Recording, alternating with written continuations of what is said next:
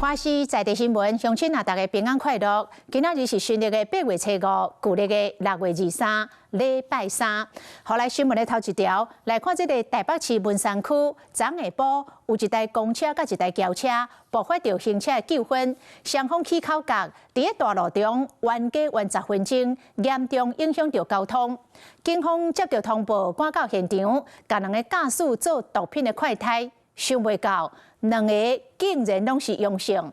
啊，其中這個公車司機講有食4種的減肥藥啊，是毋是因為安尼，所以影響到檢驗的結果？即擺是配合着台北地檢署調查釐清。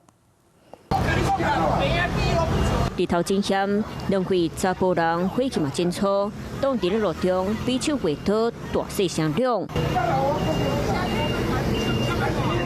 就算距離已經叫休開，兩邊共款繼續佇咧相罵，兩台車當日擋佇咧頭前，互別個洗車民眾感覺真困擾。有啊，剛要下班了，車很多，警察來再來離開了，後來又叫警察來了。超你說，聽說來6個警察。代志就發生佇咧台北市文山區新中路二段，昨下晡3點多，說一個公車司機準備要起步離開時陣，無說離去下着白色轎車，互轎車駕駛真無歡喜，而且濟人議論，兩個人佇咧路中冤10分鐘，加在警察到場真緊的排除事故車輛，不過想袂到，甲兩個駕駛做毒品快篩，攏呈現陽性反應。好，我們先去旁邊講一下好了。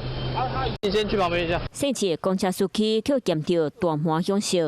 說手的轎車駕駛是去驗到安非他命陽性。先在旁邊就好了，先在旁邊就好，聽我的。